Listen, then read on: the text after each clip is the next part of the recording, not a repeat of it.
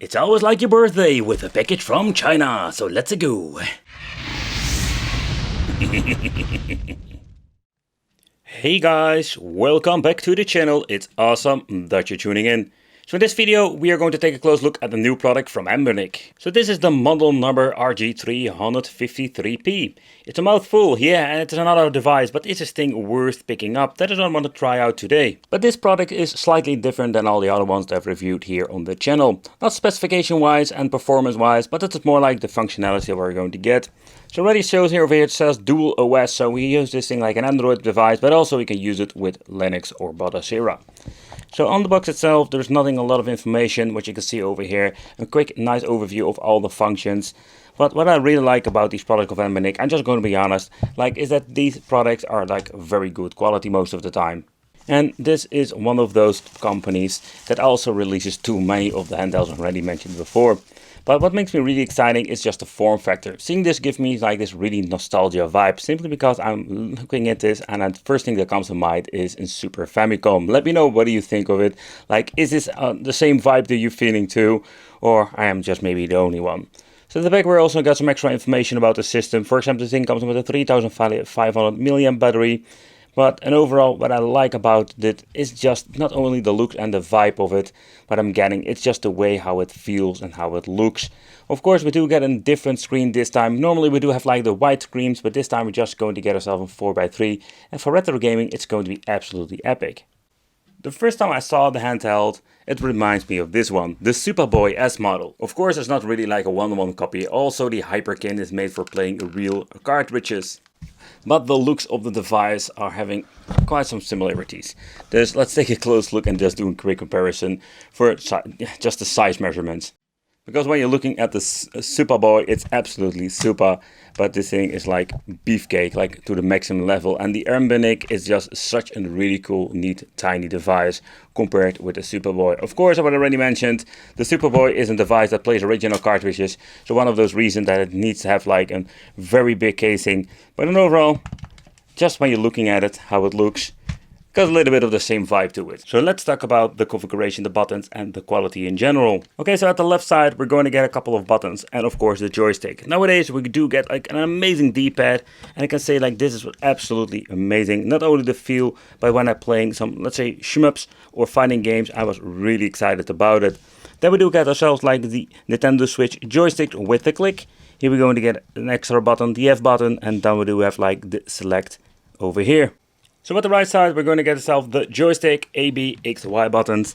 We're going to get ourselves the power on switch, quite a weird position if you ask me, and you have the start button. On top, we're going to get ourselves a mini HDMI reset button, volume. I'm really happy that he added a real volume control here.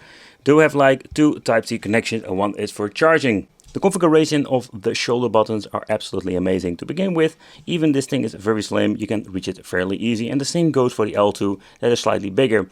And I really love it when they did with the L2 and the R2, because you can reach them fairly easy now. And when holding the handheld, you can just fairly easily reach both of them, and it's absolutely great. And they have this very nice high quality feel to it. So in that case, I am flabbergasted about it. At the bottom bar we're going to get ourselves two speakers. And of course we're going to get also the dual SD card for using the dual boot up. Very convenient if you ask me. So I really like it that they still continue doing this. Another thing is we do also going to get an audio jack out if you want to use a headphone. And at the back we're going to get ourselves two rubber pads, simply for extra giving some grip when holding the handheld. And it seems to be working just fine. So booting the system up without SD cards, you're going to get into the Android part. The Android part is pretty damn cool. What you can do basically is loading up some, let's say, emulator if you want to. But so far I can see there is no Play Store, so you will be limited. You can also do some side loading of files, of course. But it's going to be very limited experience. So in this case I just want to focus on the part when it comes to playing retro games on this. So let's boot up the Botacera, let's enter the two SD cards, and let's also talk about the specification, of course. Specification wise, there's nothing really fancy going on here if you ask me. We have seen it before, the specification or something that is similar. So I must say that there are so many handhelds on the market now that will have shared, let's say, performance when it comes to playing retro emulation. I think the extra neat feature is the Android part, but if you just again want to just get into this stuff, like this retro handheld for just purely retro gaming, I was wondering, like, is it even worth picking it up with this touchscreen capability and Android? But with a premium price, you're going to get yourself like a premium display, and that's what we're going to see more and more nowadays. They're ditching like say the old school displays that we do have like a horrible, let's say, viewing angle, but now we get like so better displays that we can have like some amazing performance, but also like an amazing viewing angle, and I think gives you like a completely different gaming experience. But okay, so let's take a close look at what we can play. So basically this device is capable to running, let's say, up to a Dreamcast. I don't want to focus too much on the old stuff because that will run just fine. Think about 8-bit, 16-bit stuff, even PlayStation would not be an issue. Of course, some later systems like PlayStation 1, maybe Dreamcast will run on native resolution because it's not powerful enough to run it on like really high resolutions. We need to have more power for that. I personally really love the interface over here. We have seen it also before with different systems, also Anbernic and other companies, but it is super easy to use and super convenient. Okay guys, so let's boot up in 60-bit game. I'm almost saying like, if you're going to play some Beefcake or Wolfie, you need to have some good audio, besides good emulation of course, to give like a full retro experience, and this runs absolutely amazing. So even if you want to just get into the old school stuff, Beefcake. I really like the D-pad for what it is. No, don't bite me in the ass. Yeah. Super Beefcake. Okay, the reason why there is an F button over here, I just want to point it out. You will go back into the Retro Arc menu. And what you can do over here is like close the content and just go back to the main menu. But you also can make a quick load and quick save. So it's pretty damn cool. So if you want to mess around with the controls, stuff like that, you want to mess around with it, you can do that over here too. So I think that's also like a very cool feature because you don't have to with the cheap handhelds. Alright, so next up let's play some Sega Dreamcast with Soul Calibur. A great way to test the D-pad is with this move, because if the D-pad doesn't respond like it should be, you do have like a lot of problems with that move. Alright, let's move to the analog stick. The audio is absolutely amazing. You can just hear all of the effects. I don't know if the microphone's picking it up. It's a little bit too high pitched, but if you don't put it too loud. Alright, so next up another game I wanted to try for the D-pad. So here's like my final conclusion about that. And again, I'm like a D-pad fetish guy, so I need to be absolutely right. If the D-pad is horrible, it ruins the fun for me. Alright, so no problem whatsoever.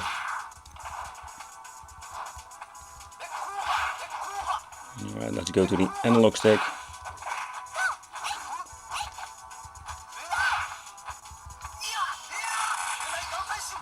Yeah, absolutely amazing.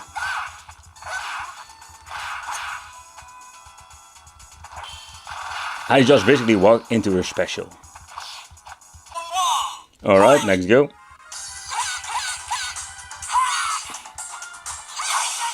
But again, yeah, PlayStation 1 is not going to be an issue whatsoever.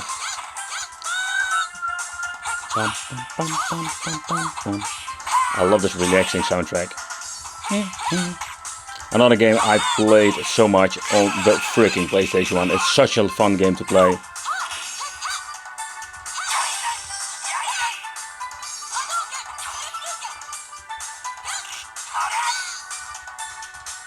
Yeah, was there not like a quick button for this? That was so cheesy.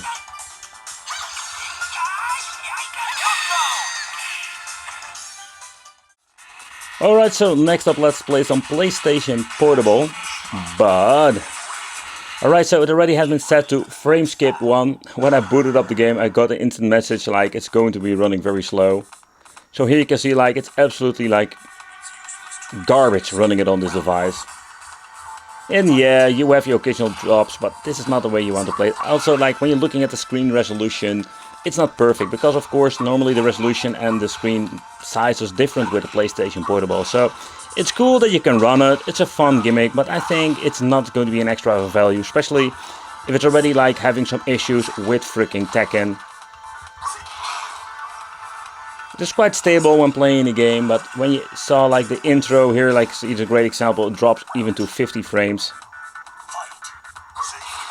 So if you can live with that, it's playable. But again, we do have like so many cheap budget editions when it comes to handheld that will run PlayStation Portable a little bit better than this.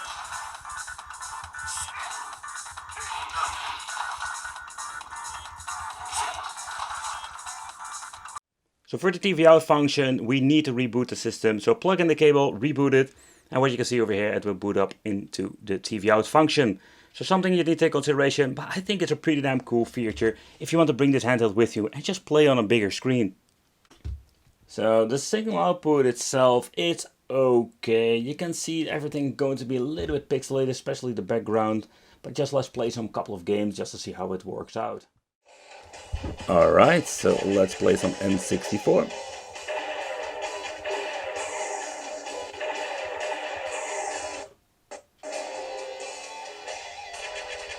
Also, this system runs a native version.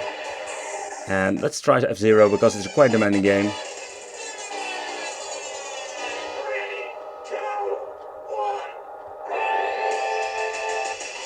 Alright, so everything has been set correctly. I want to say that every single N60 game will run perfectly, depending on what kind of emulator they're running on the background and what kind of game, of course. But the overall performance is quite surprisingly good. Alright, another game I wanted to try out is on Mame Mortal Kombat 2. Time for a Stubby Wobby.